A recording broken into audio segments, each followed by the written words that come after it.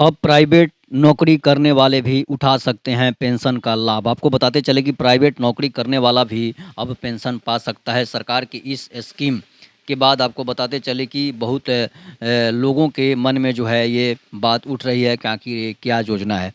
आपको बताते चले कि पीएफआरडीए पेंशन फंड नियामक और विकास प्राधिकरण की पेंशन प्रणाली के तहत NPS new pension scheme NPS एक स्वैच्छिक योजना है जो 18 से 60 वर्ष आयु के वर्ग के सभी नागरिकों के लिए उपलब्ध है।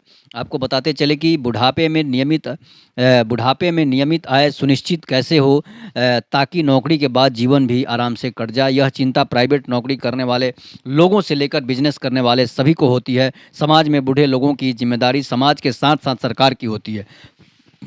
सरकार ने इस चिंता का समाधान करने के लिए कई बार अनेकों प्रयास किए हैं। इस उद्देश्य से भारत सरकार द्वारा सभी नागरिकों के लिए नई पेंशन प्रणाली या कहें नेशनल पेंशनल योजना एनपीएस शुरू की गई।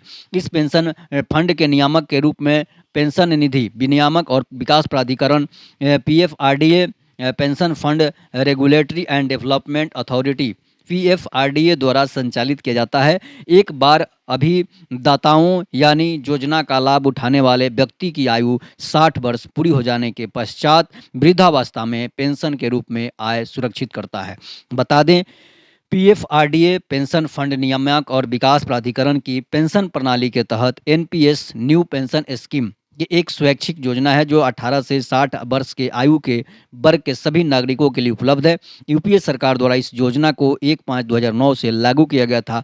एनपीएस नेशनल पेंशन सिस्टम योजना का उद्देश्य लंबी अवधि में बाजार संचालित रिटर्न के साथ वृद्धावस्था में पेंशन प्रदान करता है। क्या है एनपीएस योजना?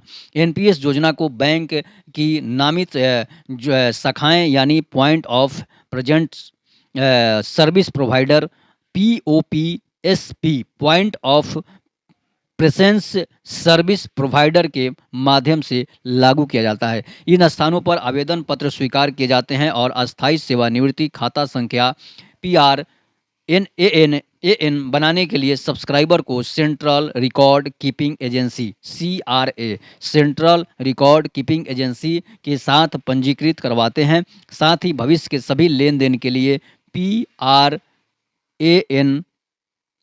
मतलब परमानेंट रिटायरमेंट अकाउंट नंबर का उल्लेख किया जाता है।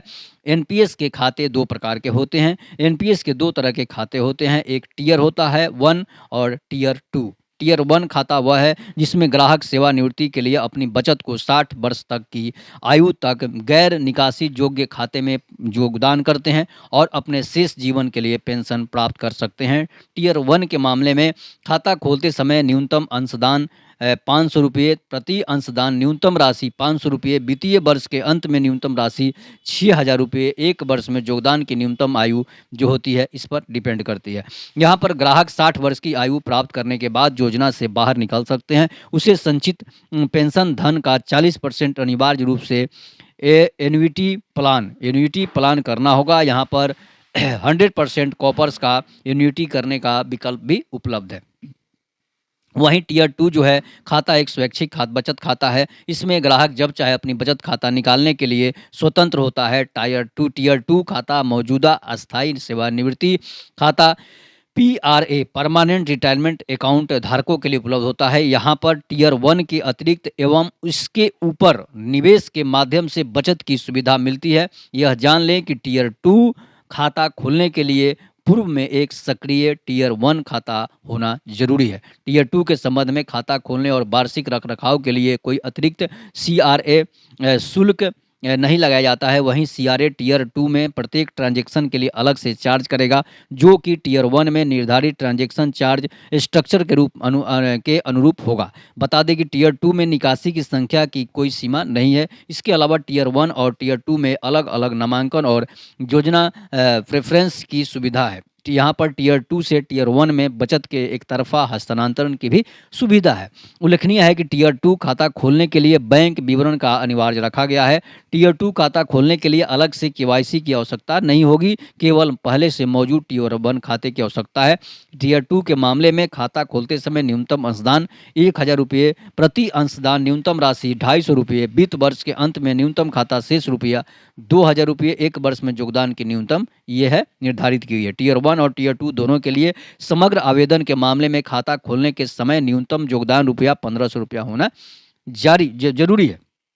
योजना का लाभ कैसे मिलता है? प्रक्रिया पूरी होने के बाद योजना का लाभ लेने वाले व्यक्ति को सीआरए द्वारा अस्थायी सेवानिवृत्ति खाता संख्या के बारे में सूचित किया जाता है। इसके बाद सीआरए द्वारा प्रदान करने के बाद ग्राहक अपने चुने हुए पीओपी एसपी के माध्यम से अपनी सदस्यता जमा करना शुरू कर देते हैं। योजना में सीआरए सभी सब्सक्रिप्शन का रिकॉर्ड रखता है। एक सब्सक्राइबर अपने हिसाब से 3 विकल्पों में से किसी एक में से निवेश की इजाज़त देता है। पहला, उच्च जोखिम उच्च रिटर्न एसेट क्लास ई, मुख्य रूप से इक्विटी मार्केट इंस्ट्रूमेंट्स में निवेश। दूसरा, मध्यम जोखिम मध्यम रिटर्न एसेट क्लास सी, सरकारी प्रतिभूतियों के अलावा अन्य ऋण प्रतिभूतियों में निवेश। तीसरा, कम जोखिम कम रिटर्न्स एसेट क्लास जी, सरकारी प्रतिभूतियों में निवेश होता है। तो ये थी, आपको बता दिए कि एनपीएस प्राइवेट नौकरी करने वाले लोग भी आप पेंशन का लाभ ले सकते हैं। तो इस पर आप जाएं, इसके वेबसाइट पर जाएं और अपनी योजना का लाभ उठाएं।